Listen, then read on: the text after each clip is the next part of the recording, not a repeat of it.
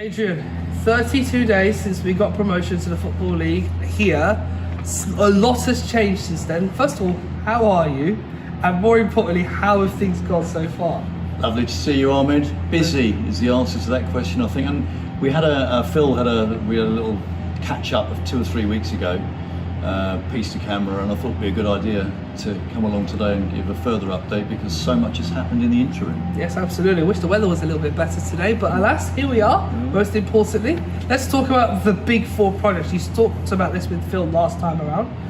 We've had a fair few things happen since then, so please care to update the fans about it. Okay, so lots and lots of projects on the go, but the big four are obviously the pitch, the floodlights, the grandstand, the turnstiles. What's the latest developments with those? Well, those of you who've been watching the SUFCtv's live stream will see that lots has happened to the pitch even since we last spoke. Yeah. The weather last week obviously wasn't great, so they weren't able to get on the pitch as much as they would have liked, but they've been able to make up the time with a lot of other ancillary jobs attached to what they would have had to have done at another time. So irrigation, drainage works, lots of preparatory works, and as you can see from the mound behind the goal now at Collingwood Road, all the topsoil that was taken off 6 years ago is now back on the pitch in a nice recycled fashion below. So the guys were saying this morning, and I have to say AgriPower have been superb throughout this, very collaborative, very informative about what's been going on. Get a couple of days this week where they're able to get on it full time. They'll be working later on in the evenings and also the old Saturday now to make up the time. The crucial time will obviously be the laying of the grass and the sowing time required for it, for which they'll need somewhere between 3 or 4 weeks. So they're hoping to get that worked middle of July to the end of July. With the fixtures out yesterday, that's obviously enabled us another week to get us through to the 14th of August. So fingers crossed, all fine and dandy on that front. We hope so. They've been superb, and we'll watch their progress with interest, and obviously we'll keep everyone up to date on that particular project. It's the biggest of the lot. The other three, to be honest, no great updates on those. The floodlights and the grandstand that are going in through the gap between the Collingwood Terrace and the blue cabin there for the away fans, they're both July projects, all timed in by our project manager, timelines all secure. They'll be ready by the beginning of August, so that's fine. And the other one, as you can see driving up today, obviously we've demolished the turnstiles at the Gander Green Lane end of the ground, so we've got new automated turnstiles going in there, 4 in number with a gate through the middle down the driveway, 2 over there by back of Rose's Tea Hut, and then 2 over there in the corner for the away fans entrance at Collingwood Road. We've decided on the supplier now. That's again all booked and ready to go. So 4 big projects, making good progress. Excellent. It's very good to hear that there's lots of hard work going on behind the scenes. I'm sure yourself and your backroom staff are hard at work every day to get this club ready for its momentous occasion in the EFL. And we actually found out yesterday who we will be playing at last on the first day of the season against Forest Green away from home. Familiar foes, of course, from our time in the National League. But we've also found out on the same day 2 other major competition-related announcements in our Carabao Cup fate and our Papa John's Trophy, mate. I like to call it the Pizza Cup, to be honest. How excited are you to finally get going, and what are you looking forward to about those fixtures? Well, it was a really exciting day yesterday, wasn't it? Momentous day. We were down here obviously with Sky covered it, and Talk Sport were here as well, and Matt was here, Bruce, Harry did interviews for the media. Kind of made it real, brought it into people's front rooms, the reality of what we've achieved on the pitch last season, you know, to be pitted against all these so well-known rivals now in EFL2 on an equal footing is just terrific. And of course the icing on the cake were the 2 cup draws, to be going to Cardiff City in a competitive fixture that early on in the season. Well, that's just amazing. And I guess if you were going to pick three teams to play in a group phase in the Papa John's Trophy, I don't think you'd have gone too far wide of Portsmouth AFC, Wimbledon and Crystal Palace's under-21. So a hugely exciting calendar ahead. Incredible, and we're all very excited to cover it, hopefully sooner rather than later. We're itching to get going. Let's talk about season tickets. Obviously we've now known who we're playing, but without season tickets we can't get the fans in, and most importantly there's a lot of updates with that recently. So what's the catch with that? Yeah, so the early bird period closes on Wednesday night, so I would urge people who haven't yet bought their season tickets to do so. They're terrific value. We did a lot of comparative analysis with our peers now in EFL2, and the value that we're offering for adults at £279 for a season-long pass, which entitles entrance to all 23 home games, priority access to all cup matches, home and away, and hopefully we'll have a few of those next season as well. Able to get those before anybody else. It's £12 a game if people come to every game, and effectively 9 free games. And of course we're also looking to encourage the younger audience, the young person season ticket pass at £179, £69 for 11 to 18 year olds, and to encourage families and younger children. I came here when I was 7, and look at the state of me now. I'm still here. So I'm hopefully that next season will encourage more the next generation through as well, and free of charge for under 10s. Well, you know, that hopefully will achieve that end goal.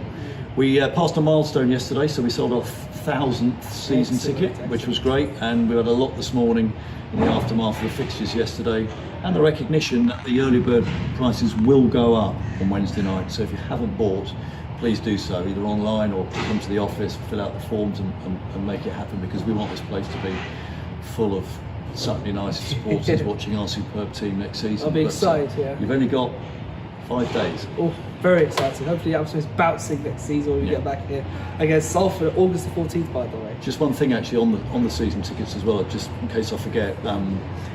We yesterday actually have cut down the number of ticketing providers. We had a tender situation there with a number of companies. We're going to decide over the weekend who that's going to be. So this is obviously a lot more complex now in the EFL, because we've got to have season ticket passes, proper barcodes attached to them. The match day admission arrangements need to be really watertight and robust, and the whole security process with regards to how many people we've got in each part of the ground is all part of that reporting and data provision that comes from these solutions. So that, in tandem with the automated turnstiles that we'll have, is obviously quite a complex project in itself, and that will delay the actual dispatch of the season tickets or the availability of them, but they will be in good time before obviously the start of the season. We're hoping that will be mid to end of July when that gets confirmed, and season tickets will be available to collect from the ground, from our new shop, or being posted. Excellent. Football shirts are a thing that I take, great care of, and we've recently released one that I think is one of the best I've ever seen. Nice black and yellow trim kit, ready for the EFL, with a lovely detail attached to it. People who've supported the club with the United We Stand initiative in the last 18 or so months. A fantastic idea. Who was the brainchild behind it, and what made you guys actually go and do it? It's a cracking kit, isn't it? It looks lovely. Listen, kudos here to Gareth Miller for this. It was his idea, and once he'd actually made everyone understand what he was talking about with it, it was a bit of a no-brainer for everyone on the board to approve this. We just needed to ensure that the EFL were okay with what we were doing, which they were. And for me, I think it sends out a really, really big message. Last season, our supporters were every bit as responsible for the progress that we were able to make here as a football club, on and off the pitch, in absentia. The support for the United We Stand scheme at a time when we really needed our supporters to dig in and help us out when we were addressing the implications of the pandemic. That was a massive initiative that everyone really got behind. And then the season ticket sales, over 750 last season, turned out actually only 3 games in person. That was another big, huge investment in the club, supporting the club, other initiatives as well. And we believe that this gesture, in terms of putting fans' names who've supported the club in these ways on the back of the shirt for next season, is really a physical manifestation of what this club is all about. That in it together mantra is alive and well, and there you have the kind of physical proof of it. Really proud, and the players will be, to wear that shirt next season. Absolutely, I'm thrilled. I'm definitely putting my money in to get that. It's a brilliant. Me too. We've sold over 400 already, so there we go. Incredible. Well, that was just in the pre-order period, so I can't wait to imagine when it actually comes out how many will go after that. Fantastic. Great idea. Cracking idea. Lots of other things have been going on behind the scenes other than your aforementioned Big 4 projects, and little things that we would have not noticed looking at the upgrade stream. What are these little extra bits that we are yet to know about? Yeah. Huge amounts going on, both visible and less visible in the club. So if you just give me a couple of minutes to explain some of those. Sutton United is now a full-time professional football club competing in the English Football League, and everything that goes on at this football club has to reflect that professionalism. right across the club, on and off the pitch.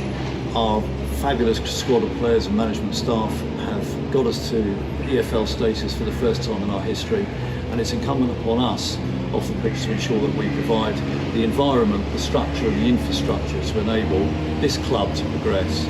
So all sorts has been going on behind the scenes to that effect, some of it physical, some of it less so. As you drove into the car park today, you'll have noticed that there's been a huge amount of clearance work being done there.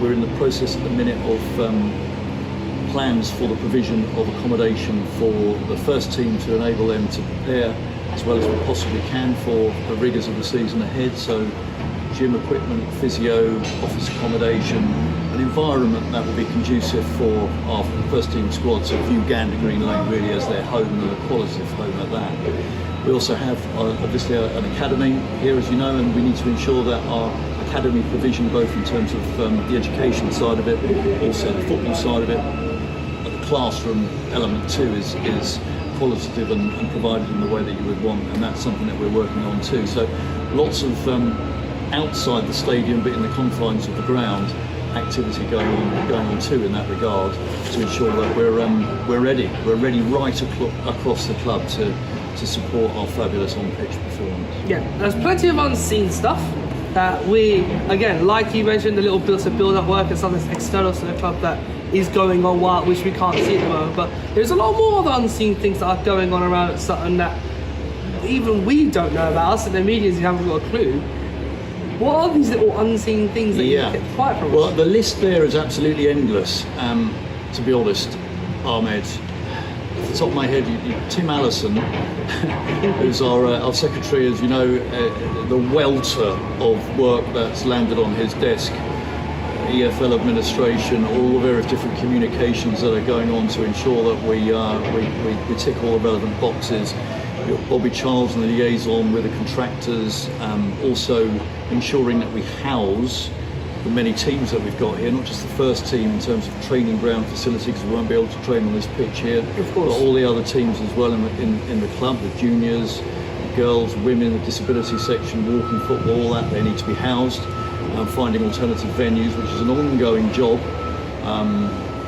Collingwood Rec is obviously one solution, Team Sports Club people know, but we've also got 3 or 4 other venues now that we're looking at in that regard. Next Tuesday we have the London Borough of Sutton and all the other local authorities down here to ensure that the ground, not just the 4 big projects, but the ground overall complies with what we need in order to take our place in the EFL. So stuff like size of media room, access to away changing rooms, size of changing rooms, first aid rooms are all part of it, but so are crush barriers over there on the far side to ensure that we can accommodate the numbers that we need, the accommodation of away fans, ensuring that the ground is ready from a health and safety perspective for us to take our place next season. And there are loads of other things as well. Mike Nicholson has taken on a schools initiative programme, so we're going into schools with the support of Matt and the first team squad as well, bringing the championship trophy, which Tim has been hugging ever since we won it 32 days ago. That will obviously be out there in the borough, and people recognising the achievement of this great football club to get people much more involved in it throughout. Media, marketing, all sorts of other activities as well going on behind the scenes. It's hugely busy. Incredible.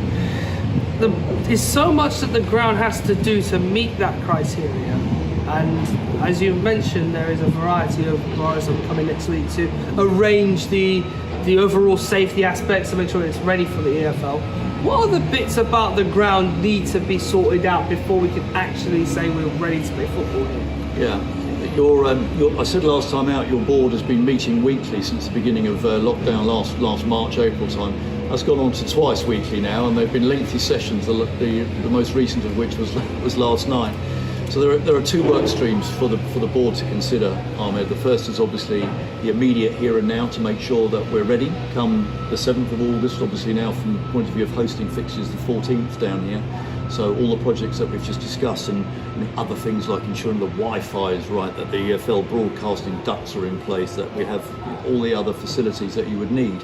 But of course, there's also a longer term strategy that we need to ensure that we've got the vision in place and the strategy in place to implement it. And that's, we've got separate subgroups discussing various different elements of that as well.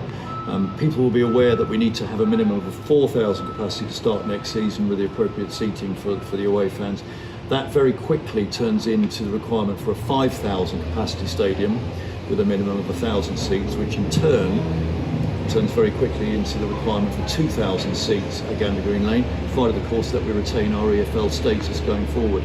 So what we're doing as a board at the minute is looking at various different options to ensure that happens without impacting on the current capacity of the stadium, to ensure that we can comply with the EFL regulations in that regard. So that's an exciting project. This is a big old ground. There are a number of different options that we're actually considering in that regard, and watch this space with respect to that over the course of the next few weeks and months. People are wonderful, especially here at Sutton. They do a great job, not just ourselves as volunteers for the media, and also those who come here on a regular basis to do just the little bits and bobs to keep this ground looking in tip-top shape. But you've asked for help before. Time like this, well, hopefully the community, I'm hoping we're pleading with them again to add a bit more help for they're ready for next season. Well, I've said before that I think that, our supporters are the lifeblood of this football club, and that's been demonstrated in all sorts of ways. And yes, you're right, I did ask for help last time, and I did actually get an awful lot of people who put their names forward, and we've been able to take up some of those offers, and I'll give you a couple of examples in a minute, and I hope I don't leave very many people out here, and my apologies if we do.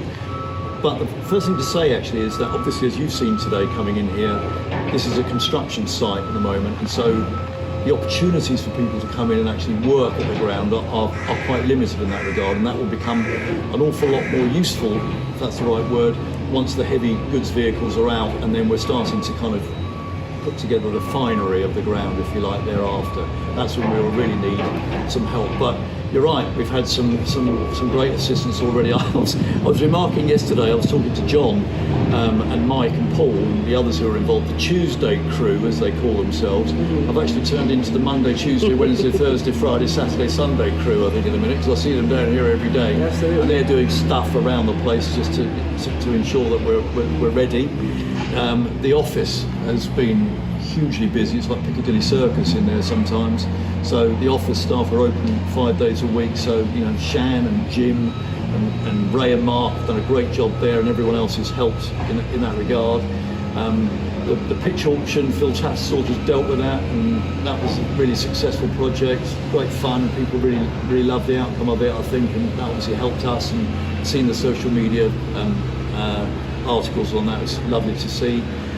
Claire Lockin's helped me with the strike as a key draw. She's taken that off my hands so that's something that I don't have to worry about.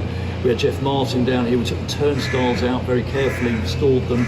He's going to come down and do a piece on them because they're quite valuable to us as well. The foundation is a separate project that we've got at the minute, which we're working through to ensure that we comply with the capability code of practice there. That's a whole new area for us as well. Gareth and the Gandamonian team are about to put up some pictures in the players' bar of last season, just to document and put it on display, the achievements that have been put in place. There have been so much going on. Bobby's had an awful lot of help from various different people as well. Tree clearance over there, and general kind of ground requisite update, maintenance, weeding will come once the heavy goods vehicles are out. But there's so much going on, and we've moved the shop, as you know, out from its current location here and into the car park. The idea there is that the shop becomes a 5-day-a-week retail operation. Gareth has been busy ordering some stock, which we'll make further announcements about very soon. But we're also looking to actually change and upgrade our online offering in this regard, because it's a whole new world we're in now, and as I've mentioned before, we've got to reflect that professionalism shown on the pitch right throughout the organisation, and so our kind of window to the world and our retail window to the world needs to reflect that too. So we're busy working out a strategy both in an offline and online environment, and I'll certainly be very happy to receive some help in that regard, because I know we've got people out there who will understand that game a lot more than we will. and loads more behind. I'm so grateful to them. This is a very special football club, aren't we? Incredible. I'm privileged to be a part of it. As us all here today are happy to be here to cover it with you. Finally, before we sign out, it's more just a matter of looking ahead once again. I know obviously right now it's still, as you mentioned, the construction site. It still doesn't look like the category that we're familiar with. But the days get closer and closer to that momentous day in Gloucestershire against Forest Green. Just in general, how excited are you to finally be ready to say we're in the EFL, we're ready to take on the best of the best and challenge ourselves amongst football's mightiest? We're incredibly fortunate to have such committed people at this football club. At the end of the day, the club is judged by the performance of its first team on the pitch and the management staff. And I know I'm biased, but I think we've got a really special group of people there for whom it really matters when they pull on that amber shirt or black shirt or jade green shirt, whichever one it happens to be. And the management staff, they work so hard to ensure that this football club and its ethos is maintained. But make no mistake about it, we're now playing, Tom Fry came down the other day to collect some posters to circulate in the town, in pubs and bars and clubs and shops and railway stations. The early bird season ticket and the kind of fixtures out, and there was the big EFL Sky, EFL2 logo attached to it. I'm thinking, wow, this is for real, and we've all got to enjoy it, but we've also got to go up there and make sure as a football club that we're competitive on the pitch and we're supporting that infrastructure off the pitch as well, and that everybody involved in this football club is working so hard to that end. Can't wait, aren't we? Adrian, thank you very much. To all of you who've watched this as well, we appreciate you sticking with us, because Adrian will be regularly updating us at random points regarding the progress of the club and the construction going on here. If you want to keep following the progress of the pitch, the upgrade stream is on our YouTube now, so head over to SUFCtv to see more on that. But Adrian, thank you. I will speak to you again very soon. Forever Amber. Pleasure, mate.